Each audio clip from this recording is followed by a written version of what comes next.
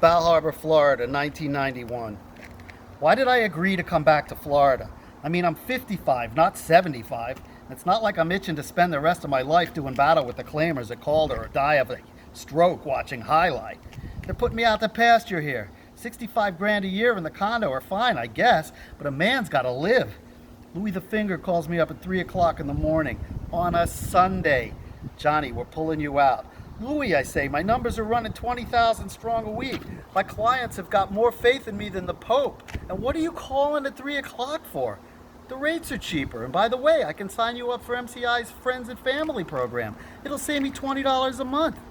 Can you believe this guy? Louis the Finger controls the whole fucking world. And if that's not enough, his fat Ethel Merman daughter owns the only deli in Queens, selling Parma prosciutto for $12.99 a pound, for which the whole neighborhood treats them like God and lines up around the block. I mean, it's not like Louis needs a better phone plan. When I hang up, my wife Eleanor rolls over in bed and asks me why they call him Louis the Finger. I've known this guy 45 years, and now she's asking this question at 3 o'clock in the morning on a Sunday? It's not like she's going to let me go back to sleep if I don't answer.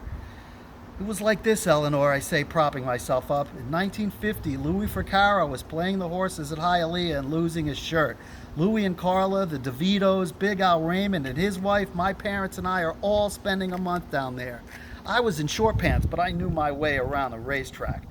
So one day, Louis deep in the daily racing form, mapping out a double. It's getting close to post time, and he's frantic. Big Al's next to him, drunk off his ass, and he takes out a pastrami sandwich he's got in a brown bag, like a little kid's school lunch. He's cutting it in half with a Swiss Army knife when Louis suddenly jumps out of his chair screaming, "I got it!" Big Al turns around with his pastrami sandwich and Swiss Army knife and accidentally cuts off Louis's right index finger. How does a Swiss Army knife get that fucking sharp, right? Anyway, the track announcer calls 2 minutes to post.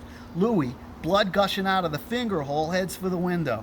Then, out of nowhere, a flamingo swoops down and grabs the bloody digit off the bench and flies away. Jimmy DeVito yells, "Louis the Finger!" But it was too late. The flamingo flaps on the infield leg, and from our seats we watch it stretch its neck and choke down the finger.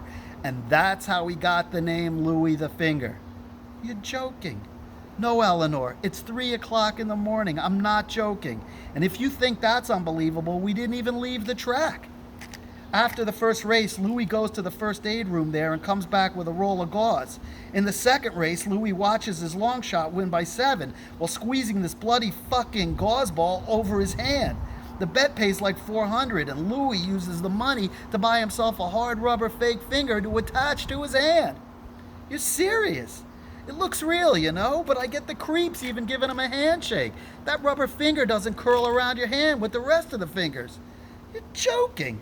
I'm telling you, he's got a rubber finger. Go back to sleep, John. 3 weeks later, Eleanor and I are in Florida. Johnny, look at this place. It's beautiful. Everywhere you look, marble. It's like the men's room at Caesars.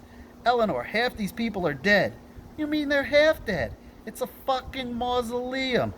I think it's beautiful. They didn't have a place like this back on Atlantic Avenue. Do you have to be so negative all the time?